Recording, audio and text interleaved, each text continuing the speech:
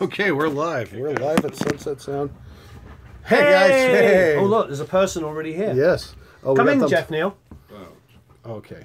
Let's see what happens here. So yes, we're waiting for people to come in. Everybody, give us a thumbs up as you get in here, and because this is really cool. Yeah, we've got 3 people so far. Cool, cool, cool. Yeah, so waiting for people to jump in here. Oh, we got, fuck you, Glenn. Yay, penis. Hey. Hey, man, you are what you eat. There. Oh. Ouch. Hey. Fuck you, Glenn. Woohoo. Meow. Fuck you, good you, motherfucker. Whoa. Wow, howdy. Yeah, yeah. Howdy, fuck, it's Warren. Yeah, that's me. I just swore live. Oh, wow. My God. Do you believe that? Inappropriate. Rub my nipples. Okay, yes, it's a little bit. How did you know? How did you know his name was Rub My Nipples? Hey. Okay, so everybody, hey, we are live at Sunset Sound in Hollywood, California. We are in the legendary Studio 1, where Van Halen 1 was done, half of Van Halen 2 was done. The Doors worked in here. Didn't the Who do Won't Get Fooled Again in here? No. Okay. Don't think the Who was in here. Okay. Led Zeppelin did a lot of Stairway to Heaven in this room. No kidding. May have heard of that song. Yeah, possibly, yes. It's a small hit. Yeah, a small hit. Regional. Wow. Regional. Exile on Main Street was finished in this room. They finished shit. overdubs and mixed in here. A lot of Stones were in here. No kidding. Yeah, there's a lot of famous photographs of the Stones here, but of course, a lot of famous Doors photographs. Yes, I'm a big Doors Doors fan, of course. And for those of you who are aficionados, Love Forever Changes, arguably the greatest album ever recorded sonically. Go listen to it. Bruce Botnick, unbelievable tones, was recorded in this room. Yeah, this is a lot of rock history happened in this room. It's really really quite spectacular. Yeah. Janis Joplin. Oh, Pearl. yeah. Oh, Pearl was this room. Pearl was this room. I didn't know that. Fire and Rain. Everybody, James hey, Taylor. this is Jeff. Hey, everybody. Jeff Neal. Jeff Neal? That's Yep. your last name? Okay. He's the house engineer here, or excuse me, house engineer here. I said house. That's little bit okay. too It's Canadian. a boot. It's a boot. It's a boot. It's about right. a boot time. You said who's? I haven't actually in the all the time I've known you. You've never actually said a. Yeah, it's not really my thing. You don't do that. No, Even when I was working with David Foster, you forget he's Canadian, and he was like, "Well, do you think we should do that again, eh?" Yeah. So, that's David Foster. So there you Shit go. happens. Yeah, I can do it. I can do the Canadian thing. Believe Right. me, it's just I choose not to. But you know, it's like I don't need to perpetuate that cliche. Hey, Yeah, Hey. hey, poopy hey. face. Oh, want to go to the Leafs game, eh? Go get some tickets, get some coffee beforehand. Well, we got some good following here. Yeah. 161 people on. Yeah, Purple Rain was Studio 3. We were just in Yeah. there. We're not telling them what we were Three. doing in there yet. Yeah, we don't. That's why Glenn has flown It down was- to sunny California. I was here to observe, not work. But Yeah, watching Warren do his thing is really fucking amazing, actually. I'm good with small rooms. Warren's good in big honking studios like this because this is where he works. This is what he does. So believe me, I was making mental notes and like, oh, I'm gonna steal that. I'm gonna steal that. I'm gonna steal that. But I it just was, steal it all from Jeff. So yeah, there you go. It was a great education. Thank you for liking the channel. Yeah, Warren's channel is amazing. If you guys haven't subscribed to Warren, please do. It's really something else. Oh, look at Both channels are excellent. Yeah. that. Yeah. Will you be? Yes, I will be at GitCon with Henning. Warren will not, but hopefully he'll be there next year. You got that thing going on with Christian. I do, which is on the last week of September. Yeah. Believe it or not, here. Yes, so that's going to be. Jeff may or may not be I working may the or session. may not. Oh, hey everybody! Everybody do me a favor and give me a big thumbs up right now. Hit that thumbs up button. Hopefully we can get some more people in here, and we'll see what's going on. Well, how does that work? You get more thumbs up, you get more people. Hopefully, we'll see what happens here. Come on, hit the thumbs up. Okay, there we go from 32 to 48 and 67. Yeah, there we go. Awesome. Look at that. Oh, so outstanding. does the algorithm, the more thumbs up you get? The I more... think that would put that into people's live streams or whatnot, and the notification squad, all that kind of stuff. Yeah, the YouTube algorithm I have not figured out. Yeah, nobody has. That's the thing. If everybody figures it out, then they're going to just start making money. So they keep everybody guessing. Yeah. Yep. Watching Warren's videos. Mixing bass. Thank you. Oh! Hey. Hey, I meant to do that. That was deliberate. Yep. Let's see if we can pull that back. Somebody said something really cool there. Glenn, my old bassist is... Is the morning bassist? I don't get that at all. Okay, cool. Well... I recognize a lot of these names as well. This is great. Okay. Yeah. I'm planning on making a home studio, but I'm really on a small budget. I have enough money for a PC and interface. We're in this time. I did it. How many times are we going to knock this thing down? What was the question? Can you offer some alternatives from monitors? You know, I actually don't know the answer to this. Have you tried the iLouds yet? The what? The iLouds, those IK Multimedia, because they're $300. And CJ Vanston, who I saw last night, is insane. You know, ever heard him play? He's the keyboard player for Spinal Tap. Really? He writes all the music for all of the Christopher Guest movies. Was he Viv Savage in the movie? He wasn't in the movie. He was after. Oh, okay. He wasn't an actor. But he writes all the music for all the movies. Oh, cool. All the Chris, and he's a great guy, and he likes them, and they're $300. So I'm looking because I get asked that question. I'm sure you do about 100 times a day. Of like, I haven't got much money. What are the best monitors to get? For I'm doing a video where I'm actually taking a $100 set of Mackie monitors. I'm going to do a mix through those and see what happens. That's a good idea. Yeah. So the answer is coming. Answer that. I don't know how to answer that either. But what I always say to kids is whatever you're doing, you know, chances are your acoustics are going to suck. So make sure you drop your mix onto your laptop. Right. And take it out to your car and plug it into your car stereo and finish it there, because you're gonna have much better, much truer bottom end in your car. Yeah, the car test is the only way to check the bottom end. Yeah. Until you know your room. Once you know your room, you can check it anywhere. Yeah, exactly. But it took me 10 years to learn my room, to learn the bottom end. It really took me a very long time to get comfortable with how the bottom end works in my room. Yeah, I don't know how long it took me, but it took me a long time. You know, and then if you build a new studio, you got to start all over again. Yeah. Yeah, a lot of people saying, "Dude, go to the Tile." Opinion on Pile mics. They're like the little $30 Pile SM57 ripoffs. Right. They're a little spiky. They're nowhere nearly as good as a 57. So avoid. If you're looking for a great inexpensive mic, a dynamic, get the Samson CS. It's a serious rival to the 57, and it's only about $50. And I like that. It has a switchable capsule, so you got a vocal capsule and an instrument capsule, and fantastic. It is magnificent.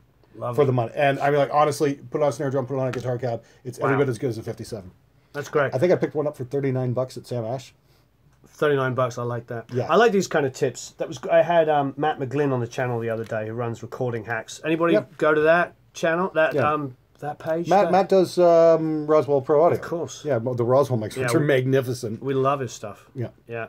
I am definitely doing marvelously well. You doing marvelously well? I'm doing I'm doing A-OK. A-OK. That's gonna be so. What good bass guitar is under $300? Thank you, John Core. Check out see if Schecter's got anything under $300. That's probably good. Somebody's trying to do a Judas Priest. Just don't even take the bait. What?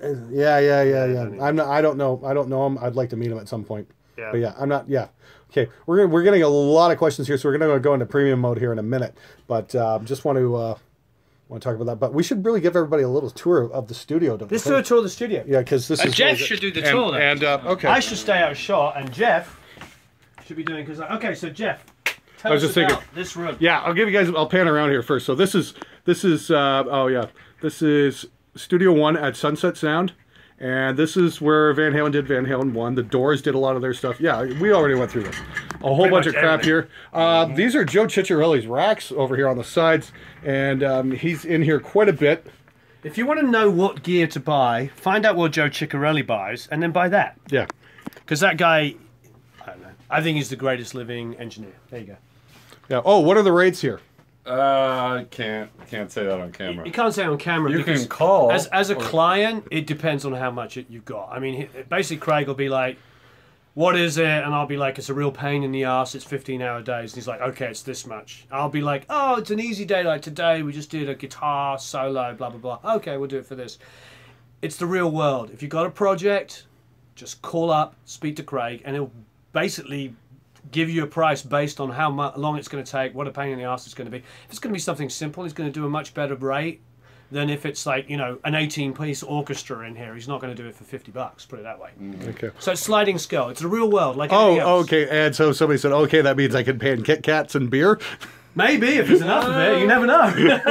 We'll see. Yeah, maybe about 5,000 gallons of beer. Oh, Brett Duncan's. Hey, do me a favor. Hey, Brett. Just want to say hi to Brett Duncan. He's a big fan of the show. He's been on quite a while. Thanks for dropping in, man. He's a kid from Pasadena, actually. Nice. And, yeah, he's showed up to a couple fan meetups at Grow Mall and Alhambra, that kind of Wonderful. thing, which we might be doing tomorrow night. I'm not sure yet. I got to check with the Gear Gods guys first. We might be doing something, maybe not. We'll see. But anyway, yeah, let's take a look here. So what we got here? Here's a couple. What are these? These are delays? The AMS Yeah, delay? SD3000s, Rollins, then the... These are pretty awesome. Oh, yeah? Yeah. Yeah, Cool. there was a time and place where that was like the delay that I always wanted. Cool. Okay. What are the AMS? Okay, so basically, and we can argue about this online, these guys invented digital delays. Okay. And these guys went ahead and bought Neve, didn't they? What is the story? Who is it who wanted it, the digital delay, and they built it for them? God, I can't remember. Somebody, go to Wikipedia, put in AMS reverb, and you'll see the story. I don't remember who it is. I feel like it's a mid-70s English engineer came in with a sound he wanted. Not Mulder. It wasn't Mold, it was earlier than that. It's on the Wikipedia, AMS, go look it up, and basically they designed the first digital delay in the mid-early 70s. Oh, great question. Any Line 6 Spider amps in the studio? No. There was, but they were all set fire to. Guess who set fire to them? Anyway, so... It's all Sunset Sound provides. So anyway, here's a classic. A Lexicon, PCM 70. This is probably... was the holy grail for years. I remember those. I remember we had one at yeah. Sheridan. Yeah. It was great. Oh, and wow, a Yamaha. This is still used to this day by Andy Wallace on every mix he does. Really? Oh yeah, this is the sound. There's guitar sounds, yeah, snare sounds. The SPX 90 is a classic. It's an amazing, and probably can be picked up for $150. I don't know that. Okay, I'm going to check out eBay immediately. Unfortunately, they're all going to treble in price. So when I went to talk to Val Garay, SPX 70, you mean? No, I'm joking. Yeah, exactly. Yeah, I mean XPX. But that's what happens because there's only like 10 on eBay and 20 people are trying to buy them, so the price doubles. Yep. It doesn't need many. Obviously, more Lexicon. This is pretty darn impressive. I don't know what this is. The timeline. That looks like a clocking system of some sort. That's what they use to lock machines together or Synchronous. yeah. Okay, nice. Okay, so yeah. CD player. What's that? Remember what those are? What's the CD player? Anybody remember those? I think they went the way of the 8-track, didn't they? They bought a new CD player about a year ago. And this looks like what, an Elisa's ADAT? Or is that No. This is a Master Link.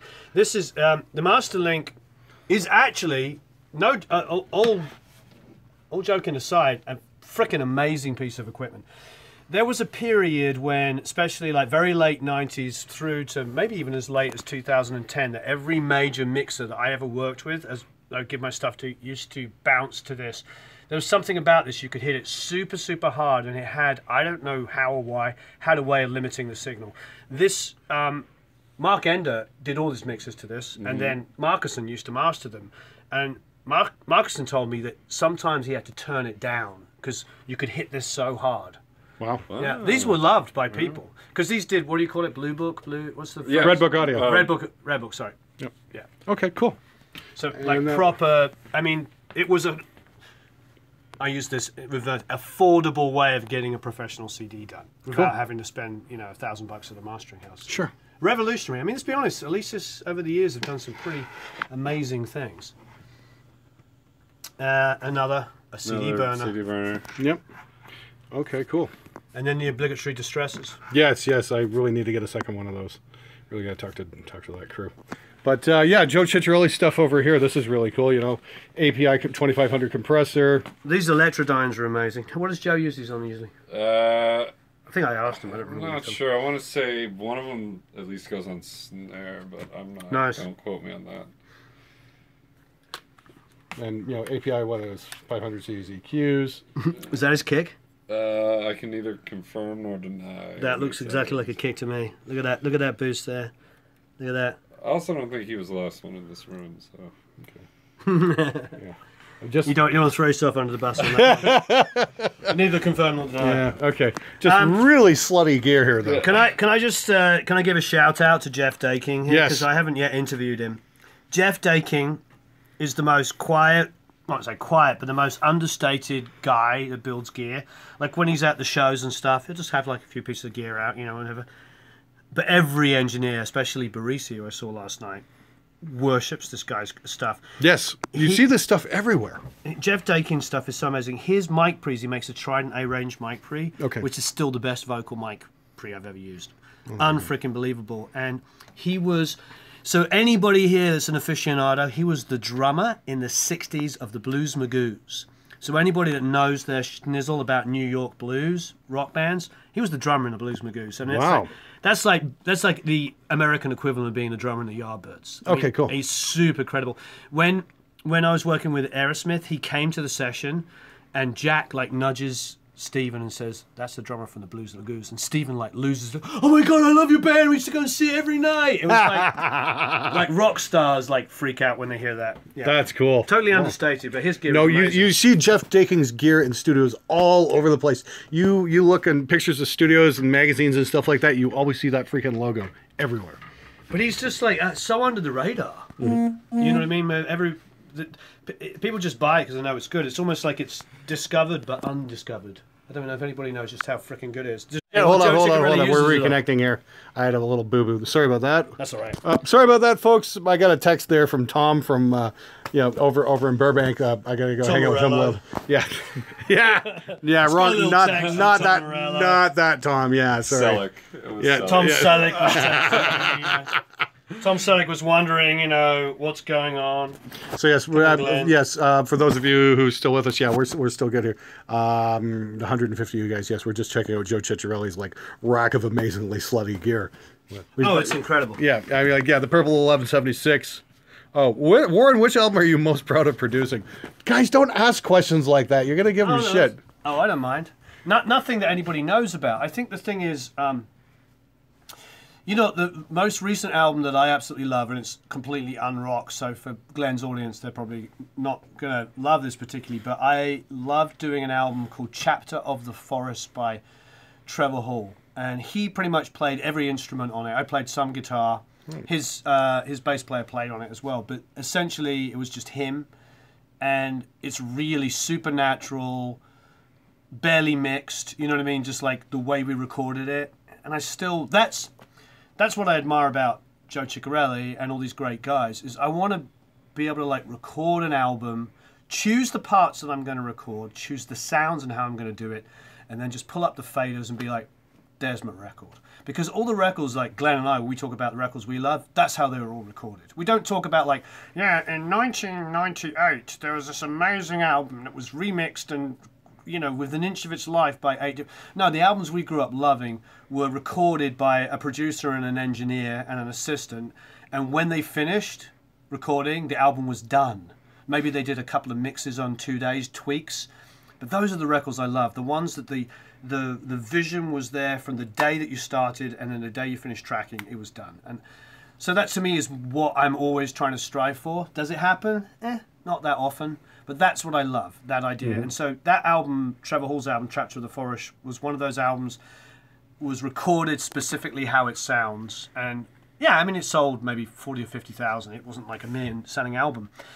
But, I've done, I worked on the Phrase second album, and the first album sold 4.5 million, the second album sold 2+ million. And those are all good things, and I love those records. But that Trevor Hall record is the way I wanted to make a record. Does that make sense? Yeah. Richard Toth, to answer your question, we're at Sunset. We're in Studio 1 of Sunset Sound in Hollywood, California. We're the place where a lot of rock and roll happened. There's a lot of history in this room. So those of you just joining us, yes, we're live from Room 1 at Sunset Sound. We should ask Jeff that same question that he was involved in, because the thing about you, Jeff, is you have worked. You've worked with. I've worked with, I don't know, 20 different producers as an engineer. You've probably worked with 200 different producers. You have random weeks here working at Sunset Sound. You get to work with a lot of up and coming producers, and a lot of big ones. Yeah. So, and everyone has a different way of working. Yeah. Yeah. Totally. Yeah. I mean, like Jeff was just working with Herbie Hancock and Quincy Jones the other day. Yeah. And that was kind of cool. We were like, I'm like, I'm not knocking on the door of that room at all. Not going anywhere near that session. I would be so out of my depth in there. You know what I mean? Yeah. But it's just really cool. That's what goes on here. I mean, like, yeah, it's been a really cool couple of days. Anyway, continuing on with the slutty gear here. What is this? We got a couple. Well, there's like a Purple Audio 1176. Yep. What is this thing here? This retro? I could talk about it, but let Jeff talk about it. The 176 reissue? No, this. I don't know what the hell that is. It's not really a reissue because it has this sidechain function, which is insane. Oh, that's another 1176. Well, it's a 176, which is the tube. Yeah. Okay. So that is the reissue of this over here. Oh, what, the Neve? No. Okay. The 176 right there. So that's the original, which is before the 1176. Okay. So I had one of those Neves in my studio the other day. The 33-609? Yeah, those are killer. Those are killer. Sunset has like 6 of those. Okay. Those are awesome. They're very kind of Fairchildy. Okay. This is the reissue of that. Does a couple of different things, but basically, it's a really smooth tube compressor. All the retro stuff is really good. If you use the Pultec stuff. Yeah. Okay. And what's this big giant thing here? The Zenith, Zener limiter. That looks really expensive. It is. I actually haven't used that one too much. Okay. And then the EQ under it is really smooth. It's kind of more of a mastering EQ. Okay. The curve bender. Okay. A lot of people love that plug-in, but here you use the real thing, and it looks like Wonder Audio. That looks like what a preamp, and then a Chandler. Yep. Looks like a mic pre EQ. Mercury. Oh, that's like a Pultec style EQ. I've seen Mercury all the time at NAMM, and then a couple of Trident channels. Yep. Okay, so we're gate crashing. Gate crashing Glenn here on Instagram. Okay, cool. Oh my gosh. That is awesome. Just getting him, seeing what he's doing. So we're filming the filming. Yeah. Okay. Filming the filming of the filming. Yeah. This is crazy. Anyway, yes. So this is Instagram. This is it. This is the Instagram YouTube battle. I'm gonna do this, and I might go on to Facebook Live and do the battle of the phones. The battle of the phones. Battle of the phones. Okay, hang on. I'm gonna get back on the desk here, and just want to kind of show you guys because we've got a lot of questions coming here. I'm gonna throw it onto. Oh, hang on a sec here. Oh yeah, and the board. Yeah, check this board out, guys. So this board has custom Sunset Sound preamps, and then here's our sends and whatnot, buses, all that. API EQs. And then we've got Neve faders as well. So that is really freaking cool. Anyway, I'm going to rip. So basically, on my Instagram, somebody's saying, F you, Glenn. That is amazing.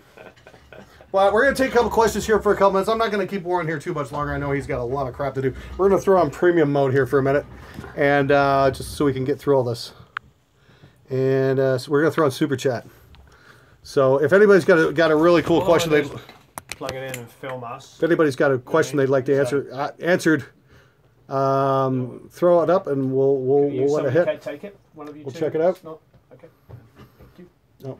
And, sorry about that. Yeah, we're gonna I'm go on bad and I'm back. We're gonna go on premium mode here for a minute and see if anybody has any questions they really want answers. So real recording questions in one of the rooms where it all happened, and just see the tumbleweed going by. Cricket. Right. Cricket. Do you have any recording questions? Yeah, I'm sure they do. I've just got it on Super Chat. Unless it's hidden, I hit the hidden button. Oh, hang on. We're on Super Chat. Whoops. Main monitors. What are those? Oh, the big ones. Oh, they're probably these ones here. Oh, these are ATCs. Okay. And then upstairs are JBLs. Okay, yeah, we're on Super Chat. Okay. Upstairs, those are JBLs. The big ones. Oh, the big ones. We all know what JBL stands for. Do you have a joke? What does JBL stand for? You never heard of it? No. Really? No. What does JBL stand for? I'm gonna get in trouble here. I better not say it because JBL might want to do something with me. I'll tell you later. Just bass loud? No, almost, but you were close. No, it's not. Oh. Yeah, that's pretty neat. Well, that's going back 20 years, so yeah. Yeah. Yeah. Actually, that's good. Wow, I'm really old now. Holy shit. Man. Well, you got the. You know what's interesting? Has anybody noticed the tissue paper on the tweeters? Oh yeah, we'll throw that out. Oh, here we go. And so I took a photograph yesterday and put it up all the day before when we were here of last year with Joe, and these are Joe's NS10s with the tweeters cut with the paper, and all these people started saying like, oh, it creates comb filtering and you shouldn't do that, and I was just like, I you know, you might be right, you might actually be right, but the only thing I can say is that we're talking about I like that shot just there. Yeah, just the faders there. We're talking about Joe Ciccarelli and Bob Clearmountain that do that. Oh yeah. And so it's like, maybe you're right, but have you listened to any Joe Ciccarelli or Bob Clearmountain stuff recently? Yeah, there you go. Like Bob Clearmountain did Use Your Illusion. I mean, need I say more? Did he mix that? No, that was done by Bill Price. That was engineered and mixed by Bill Price. Okay, my bad. No, but Bob did, and this is not a rock mix, but he did Woman in Chains by Tears for Fears, which is arguably one of the greatest mixes ever done. It has so much depth, front and back, width and everything. It's like, I know guys to this day that still reference that as their, you know. Okay. So explain low-end kick bass trick. Do you have a low-end kick bass trick? Yeah, put a Solomon mic in front of it. Oh, okay. Yeah, it's like, that's the easiest way to do it. Well, there's that, and there's the low frequency generator you can use in, say, like Reaper, and you can just, you know, run a sine wave and then just gate that with your kick. And I use that I used to use that all the time until I got a Solomon mic. I use the DBX 120, the subharmonic synthesizer. So same idea, exactly. You know, it's just that's a much more expensive way of doing it. Actually, I think used. What did we get it for? Like $160 or something. Wow. Yeah. Okay, that's not all right. All right. Actually, we got it from Westlake, Prague, where I was last night. Wow. Yeah, it was like $160. Cool. The thing is that there's so many different things. Last night I saw Josh Wilbur. You know Josh Wilbur? No. He does like Avenged Sevenfold. Okay. Yeah. And he was asked that same question about the low end. Help separate piano and acoustic guitar. In what respect? Record it together? I would imagine maybe even in a mix, you know, make them kind of stand out from one. Pan them one to one each side.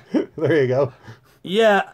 I would say one of the things that I've been conscious of for recording piano, and I had a big run of recording big piano bands, like a couple of Frey albums, and James Blunt did some piano stuff, and I found that when I was doing piano, I didn't pan it as wide. I used to start off by going full left and full right, you know what I mean? Mm-hmm. When you do that, you end up with the piano being bigger than the rest of the song, which makes absolutely no sense because it should just be your perspective as sitting down the piano. Right. So I've gone now from doing left and right full panning to doing sort of like 30 or 40% maximum. Okay. And it makes more sense. And to answer, and actually you were right, so if you center your piano more, you can put your acoustic guitar either side of it. Like in a chorus, you can go pan left, and that will help you out so much. Panning is your friend. You know, and even, what's his face? Guy that did the big Kings of Leon record, Jaqua King, he doesn't pan his overheads full left and full right. There's something to be said for that as well. Not making everything left, right, left, right, left, right. Yeah, it's like I noticed, John Custer on Corrosion Conformity Blind. You know, his drums that's one of my favorite records ever. Right. And just this huge sounding record, and his drums are kind of down the middle. Yeah. You know, they're not panned out very far, but he's just got this massive guitar thing going on. Yeah. And that was just a fucking brilliant record. So there is something to be said for not panning your shit out all that far. Tricks for recording, for guitars super wide, yeah. Dave Jordan said to me, guitars always sound best out of one speaker. So, pan one guitar to one speaker. Take the reverb of that guitar and put it in the opposite speaker. And then when you have the right-hand guitar, put the reverb bit on the left, and it will make the guitars feel even wider. It's just creates a little bit of time delay between the guitar and its ambience, the other guitar and its ambience. And that's just generic. That's what Andy Wallace does. That's what Chris O'Loughlin does. That's what rock guys do. They create that width. I've never actually done that. Friend of Lily from Little Empire, and love the work you do on the record. Thank you ever so much. Okay. I've never actually done that because metal guys never put reverb on guitars. Say it one more time. I said I've never done that because metal guys never put reverb on guitars. Oh, somebody's asking why is there better quality on my Instagram. That's because it's because he's filming with the real camera. Yeah, we're on the reverse camera. We're on the reverse camera. Yeah, it's like I'm just on my shitty little camera right now. Because it's pointing backwards. Yeah, if I had my laptop set up and read questions there, I could like flip it around and stuff like that. Because I notice that all the time. I flip and I'm talking to people and then I watch it back and it's so pixelated. Yeah. It's like Metal guys do put reverb on guitars. Yeah, maybe not on rhythms though. You never put rhythm on rhythm guitars. Andy Wallace does. I mean, for what he mixes in rock. But I mean, definitely I'm talking metal though. I'm talking like you listen to like Pantera records, that kind of stuff, right? Or like Metallica, the big Metallica records, that kind of stuff, like the classics. There's no reverb on those rhythm guitars, right? Because it's got to be super in your face. So everybody's playing 2 guitars or 3 guitars or 4 guitars, and everything's super super super tight. But you can't put reverb on there that fill it because it'll just cloud it up because there's it's just so much going on. Thank you, Oliver. There was a question here. Go ahead. Do you want to flip it down? Yeah, let's not push it down. Was the best record made at Sunset Sound? Is that what the question was? Forever Changes by Love. Oh, here's a good one. Can you guys comment on the volume orbs topic? That's the one, yeah. That's a great one. Well, here's the thing. The volume wars are over, as far as I'm concerned, because YouTube and Spotify are just started turning mixes down. Right. If it gets past a certain volume, it's like, it just automatically gets turned down. Right. So I noticed that a couple of years ago, and I started doing mixes for YouTube a lot quieter, and everybody commented, "Hey, your stuff's sounding great." It's like, because I don't have to crush the living shit out of it. And suddenly mixing became a whole lot easier. Yeah. Yeah, no, I agree. I also think mastering engineers got a bad rap. Mastering engineers are given mixes that look like this. Yeah. I've had more mastering engineers try and tell me they're trying to get life out of a mix, spending time trying to introduce by running expanders, dynamics into songs, than the opposite way around. Yep. So, do I like or listen to Marilyn Manson? Yeah, when John Five was in the band, it was probably some of the best guitar playing ever. I've worked with John Five, and that guy is insane guitar player. And he lives, eats, and breathes it. Yes. It's just like, that's all he does. Bob Marlette's a mutual good friend of both of ours, and Bob's like, they've known each other for decades, and he said being on the phone with John is just just like calls him up to talk a business. In the background, you hear him go just practicing. That's amazing. It's when we worked with him, he just was the whole time just like doing this while he was talking to. Yeah, I think in the second verse, I mean, the guy is a freaking machine. Right, exactly. Wasn't a big fan of the 2 record. No, that was an interesting one. Yeah, I think I listened to it once. I'm like, yeah. Wasn't that kind of a time in Rob's life where he was coming out? And really, he was really, just didn't know what his identity was. Yeah, he was kind of just still finding himself. I think after he had just come out. My favorite guitar player is Brian May, or Jeff Beck, but definitely Brian May. My favorite guitar player. Or Tony Iommi. Sorry, I cannot have a conversation about great guitar players without mentioning Tony Iommi. Yeah, that's I mean, like sacrilege. Yeah, I mean, like okay, Tipton, Downing, Tony Iommi, Steve Morse, Steve Vai, Dimebag Darrell. Yeah, there you go. I mean, like I don't have an actual, I suppose 100% favorite. I suppose I'm always. All of the other guys you mentioned, I agree with entirely, but I sort of lose after about like 76. To me, it's like everybody's listening to the guys. You know what I mean? Sure. Okay. Fair. Definitely Tony Iommi. Oh, Tony Iommi was definitely Brian May, and definitely Jeff Beck for me. Yeah, Richie Blackmore to a certain extent. Yeah, too. definitely. Yeah. Oh, yeah, you're right. Yeah, that's hard to anything of the trifecta of rock. Sabbath, Purple, Zeppelin. The trifecta of the first 3 like great rock bands is like they're the beginning of everything. Yeah, that's true. I mean, Aerosmith wanted to be Zeppelin. Zeppelin wanted to be the Blues. Yeah, and Priest wanted to be Zeppelin. Priest wanted to be Zeppelin. Well, at least half. Motley Crue wanted to be Aerosmith. That's where it went wrong. I thought they wanted to be you look at Too Fast for Love. That's basically the Sticky Fingers. Yeah, totally. So there you go. So it's a little bit of everything. So Kiss started out, just basically. Jerry Cantrell from Alice in Chains. Yeah, Jerry's amazing. Yeah. Why not Steve Vai? I agreed. He said Steve Vai. I said, I agree. I love Steve Vai. Yeah, the flexible I'm a huge Zappa fan. So anything to do with Frank Zappa is amazing. Go. Yeah. His stuff's just fucking insane. Insane. Yeah. And he was a Brian May fan. Okay. So when I heard that, I'm a Zappa fan and I'm a Queen fan. And when I heard that Zappa was like a huge Queen fan, I was like, yes, justified. Oh, here's a good. I'll tell you my first experience listening to Frank Zappa. Some new kids had moved into my neighborhood. Right. And so we meet and whatnot, and we're hanging out at his place, and he's like, hey, you guys got to hear this record. So he puts on a Zappa record. He's like, this is Frank Zappa. I'm like 6th grade, so I'm like, what, 10 years old, 11 years old, something like that. And he puts on Stick It Out. I'm just like, wow. That's a baptism of fire, yeah. I'm like, holy shit, I had never heard anything like that. My first one was Shake Your Booty, and it was like... Bobby Brown. I'm the cutest little boy in town. Was it? I can take about an hour of the Tower of Power as long as I get a little golden shower. Oh, I'm my like, God. whoa! What is all this about? Yeah. And his albums always used to say, he always have to have stuff like "not to be listened to by Republicans." I mean, he was. He had such wit. Yeah, he was pretty damn funny. Yeah. Guthrie Govan. Yeah, I mean, these are all amazing. Joe's Garage is great. These are all amazing guitar players, and I'm not taking anything away from the second or third generation guitar players. I was just trying to say those first like 2 or 3 guys that everybody else is influenced by. Yeah, exactly. I mean, like that's the thing, you know. Yeah, a lot of those guys were really groundbreaking. Yeah. You know, Tony Iommi. I mean, like, he had to learn how to play guitar differently. Yeah. From a physical handicap. So, and that's where heavy metal came out of. Yeah. And then everybody just kind of, did what he was doing and kind of expanded on it. Yeah. Yeah. I do remember being in England, I don't know, 25 years ago, and they had a... we'll get to that. Go to the constant question. Yeah, Steve Vai is amazing. Paul Gilbert. Oh, yes. I did an album with Paul Gilbert. He's amazing. Yeah, Paul Gilbert's incredible. Yeah. But the... I don't know. It's like I was saying a few years ago in England, I remember... they did like they polled like 10 or 20 guitar players, like, and said, who's your favorite guitar player? And all of them, Brian May and Tony Iommi and all these guys all said Jeff Beck, which was interesting. So there's definitely everybody kind of, Zakk Wylde's amazing. I mean, Django's amazing. Jimmy Page is amazing. Yeah, sure. Stevie Ray Vaughan. Stevie Ray, yes. I mean, it's there's just such great stuff out there. I don't know which one I'd buy if I could only buy one Stephen Slate. That's a tough one. I like all this stuff. Yeah. Rory Gallagher, who said that? Ooh, there we go. I haven't heard that name in a while. There's an amazing guitar player. Sure, yeah. Oh, Rory Gallagher. Eddie Van Halen. We're in the room where they did Van Halen 1. Of course, Steve Howe. Steve Howe. What about Steve Hackett? Yeah.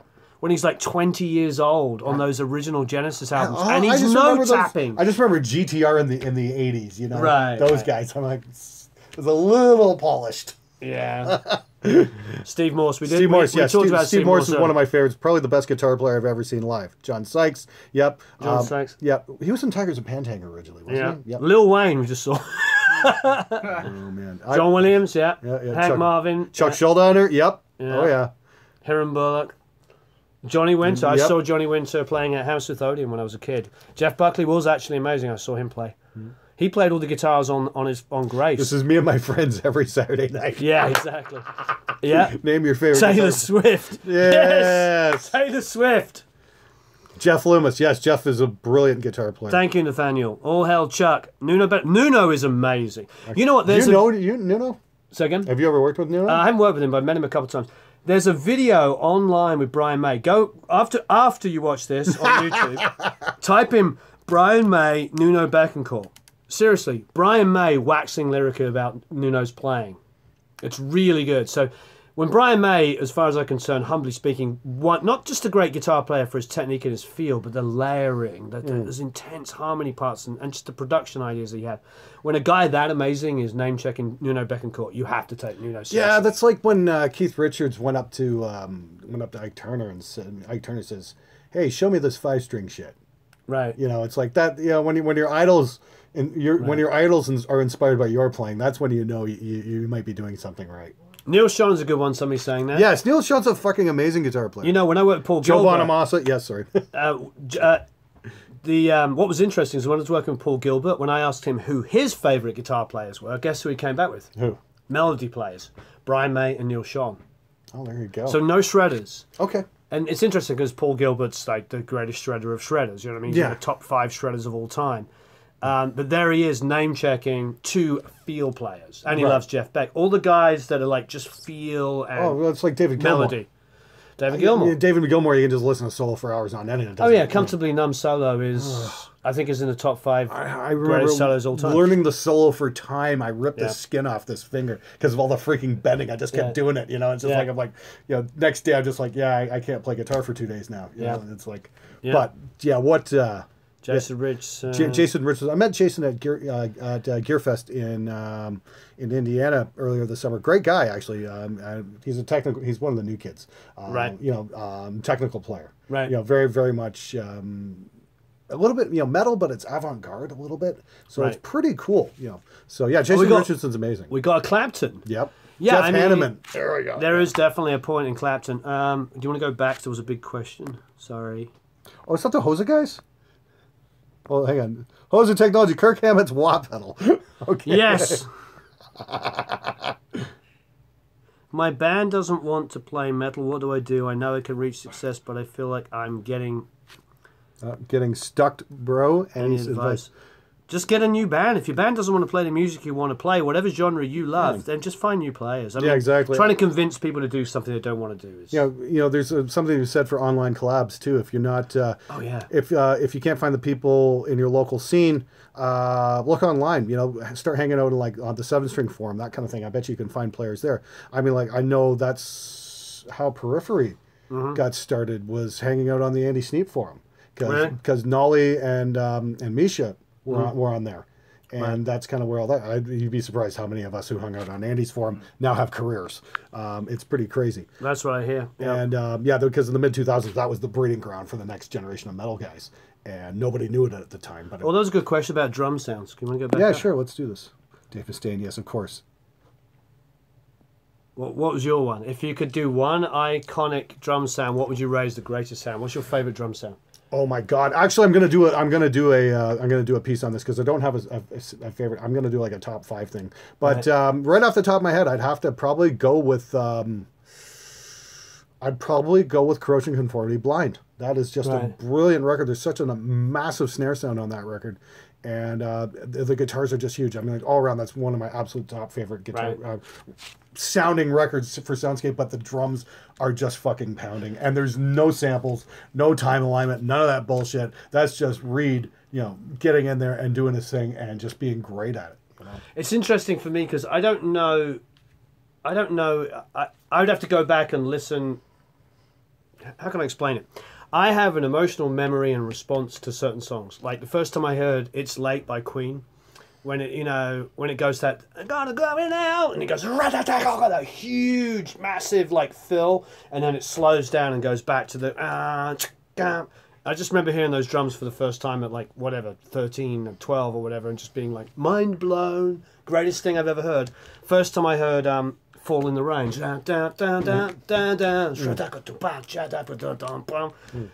Now, whether that's the greatest drum sound or not, I don't know. But I can tell you emotionally, it's the greatest drum sound I've ever heard. Sure, okay. Technically, is it? You know what I mean? Like everybody's going to say, and rightly so, most Bonham things, because you think of like, when the levee breaks. Oh. Here's a good one. Favorite drummer. Favorite drummer. Cozy Powell. Cozy Powell is a good one. Cozy Powell is amazing. Yeah, I have one of my good friends, Greg D'Angelo, for those of you that are into White Lion and stuff like that. His favorite drummer is Bonham, obviously, but also Cozy Powell. Cozy Powell was a monster. He played on so many records. Oh yeah, he played with Jeff Beck. He was in Whitesnake. Yeah. He was in Rainbow, Down to Earth. One of my favorite records. The last record he did before he died was with Glenn Tipton, called Tipton Powell Ed Whistle. Oh wow. And that was really cool. And that was just like at the height of the whole grunge thing, so nobody listened to it. There's a couple of really cool tracks, and it was Glenn Tipton from Judas Priest and John Entwistle from The Who. Oh wow! And Cozy Powell on drums. Yeah, it was pretty fucking cool. That's a good point. Drums on Blood Sugar Sex Magic. Those are good, clean, fat tones. Yeah. Drums on One Headlight, recorded in the room next door. There we go. Yeah, that's Matt Chamberlain. Okay. Matt Chamberlain put it up. British Steel. There was a very unique drum sound. That was Ringo Starr's front room with his staircase and whatnot, because they were in Startling Studios and it wasn't big enough. They couldn't get the sound big enough. So they're hey, let's move the drums out by where the staircase is. Wow. So they did that, and they've never got that drum sound ever again. And it's just that's just fucking magic. Dave Holland wasn't a flashy drummer and a bit of a creep in the end, but damn, could he ever hit hard. Right. He was in Trapeze before Priest. Yeah. And the guy could really hit hard. All right, and getting off like heavy rock, but staying in like rock for a second, I would say anything on the period of 78 to like 83 that Hugh Padgham engineered. Because Hugh... Give us some examples for us Well, kids. some obvious one. The most obvious one that you're all going to understand is In the Air Tonight. That's Hugh Padgham. And what that is, So what that is it's the townhouse. I believe it's the townhouse, and it's overdubbed cymbals, so you could get the room mics to come to life. Yep. That was the first thing. There's also the drum sound on No Self Control from Peter Gabriel. Okay. It goes to this incredible drum sound on that. Again, same thing. Overdubbed cymbals. Phil Collins playing drums, and Honestly, who was wearing the Rush t-shirt earlier? Chris was earlier. 2112 drum sounds amazing.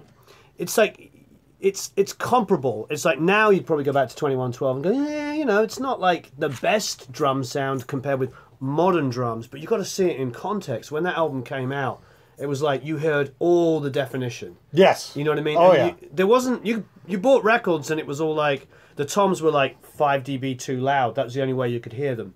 The thing about Neil Peart is everything was balanced and it was all in this performance. Yeah. You know, because they're recording on 8 or 16 track recorders, so the drummer had to be. You didn't have 57 faders of drums where you're pushing up, like, oh, there's a tom fill. If it wasn't printed, you know, because Jordan, a lot of friends of mine that made records in that period were taking like 4 or 5 toms and busting into a stereo fader. Yep, I remember that. I remember doing that in school, and it's like, yeah. But you needed a great drummer. Yes, you had to. If he kind of went flub and the second rack like barely tapped it, you were screwed. Yeah, you didn't get it. It's like, oh, why can't I hear that drum? Well, hit it louder. Yeah, exactly. Yeah. So that's another thing that we have to remember about Neil Peart is its context. When those records were done, he wasn't just one of the great drummers. I mean, he was like this much above the average. You know, you had your Bonhams, you had your Roger Taylors, you had these handful Cozy Powells. But then most other drummers weren't even... I mean, there was no YouTube. There was no way to go and learn this stuff. I mean, Neil Peart stands... I don't know. As a Canadian, did you grow up loving Rush or did you have to grow into it? Not every Canadian loves Rush. Oh, no, well, here's something I'm kind of kicking myself for because it's like... I'll tell you a story about Neil Peart. See, my grandmother's from Hagersville. Oh, wow. And that's where the Peart family's from. And she actually dated one of the Pearts before before the Second World War. And you're like, we could be related. And it's like, well, no, I remember hearing a story about that, you know, from my grandfather. It's like, yeah, your grandma, you know, she had passed by this time, but it's like, no, I was a little kid. It's like, yeah, I heard something about this. Your grandma was dated this guy, and, you know, then one of the grandsons went on to play drums in this band called Rush, and I was this little kid at the time, and I'm like, oh, yeah, I don't like them very much. And I'm like, older me is just ready to kick young me in the ass. Yeah. So we are almost out of battery power. But, so I'm going to have to wrap this up in a minute here. Do a live studio session so we get an idea of it. Yeah, we are going to do live stuff. Yes. Hey, from Cardiff. Are you coming to the wow, UK? Fantastic. Wants to know if you're going to Cardiff. Ryan does. We should figure out something where we both go to England and do something. Well, I think that's a fantastic idea. So do I. I've got the Queen's seal on my passport. I can work in the UK. Yeah, exactly. Yeah, it should not be Mario said, "Get a charger, loser." Yeah. How do you keep your job consistent? I'm not sure what that means. Someone's Samsung is dying. Yes, mine Come is. to London. We'd love to. It's any excuse. We need to do some kind of. Yes, I hear the fish and chips are excellent. They are amazing. What's for dinner? I don't know. What is for dinner? Roros. We had Roros for lunch. Oh, God. Read my comment. Then make it. That is your comment. Yeah. I read your comment. Okay. What do you think of the Death records? What do you think about TC? Oh, Do jeez, you here guys they have go. Pink Cheers Noise from to Belgium. get Okay, popped into work? this is hilarious. I'll pop on the kettle. Yeah, put the kettle on, Oliver. We'll be around for some tea. Hey, later. guys, do me a favor. If you haven't hit the thumbs up button yet, please do. That would be a huge help. And 18i20 thoughts. Well, I did a review on that. It's great for the money. Amazing. Yes, of course, Jethro Tull, fantastic, such an attractive duo. Please see an optometrist. Oh yeah, the Brendan Small. Check out the Galacticon thing we did with Ulrich. It's amazing. Yeah, exactly. Do you still have your special going on for that?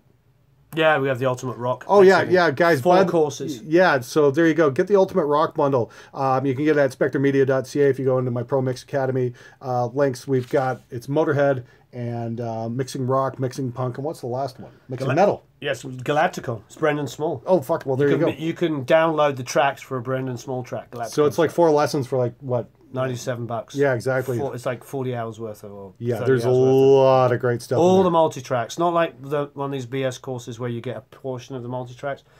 You get the full Auric Wild session, all of Brendan Small's guitar playing, everything. Yeah, go to your website. SpectreMedia.ca. And I'll put a link in the description when this thing airs. But we are going to have to wrap this up before I kill my phone. But just want to say, hey, Warren, thanks very much. It's a great idea. Thank you very much. And if you guys haven't subscribed to Warren's channel, please do. His stuff is absolutely magnificent. Thank you. He's like me, just a lot nicer. I did get him to say fuck the other day, so that was great. Yeah.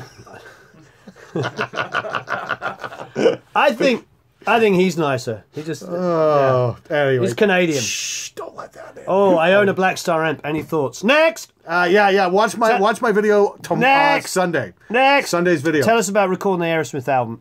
What was it like? It was like working with Aerosmith, I imagine. Yeah.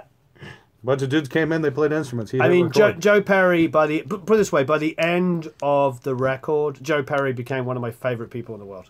That's awesome. Yeah, I think that he is what you want him to be, like a total, like, nerdy guitar guy. Really? You know, just loves guitars. And the first couple of days we were working together, it was like kind of like, you know, so hey, what's up, you know? And then, like, day 3, he opens up a case and he's got a Guild, like a Guild guitar. And I was like, oh, I love Guilds. And I was like, my first guitar was a 62 Guild Starfire. And he looked at me like, that was my first guitar. And that was it. Oh, right on. And then I realized, Joe Perry's just another freaking 16-year-old kid like all of us. Yeah. He's just another guy that just wants to talk about guitars and amps and pedals. Sure. And once you get to talking about guitars, you literally could be there for 18 hours talking about guitars. And he has the best equipped studio in the world. The Boneyard is like 24-channel Neve with 1073s. It's Fairchild. And is that here in LA? No, it's in Boston. Okay. It's outside Boston. And there's just amps and amps and amps and just like everything you can imagine. That's incredible. And just like 400 or 500 classic guitars. All right. Okay, that's fantastic. I think we should wrap it up. Yeah. Seriously, my phone's going to die here. Kemper. There we go. I mean, yeah, I mean... Right. Okay, seriously. Okay, guys, thanks very much for watching. It's been a real blast. So, yeah, check out Ward's channel. Check out SpectreMedia.ca. Like I said, we got 4 lessons for going for dirt cheap. I'll put a link in that in just a minute. Joe Perry was the only guy that played on Lover a lot. He plays the riff. All right. That's him playing on that. Okay, take care, guys. Thank Everybody, you. We're out. See you later.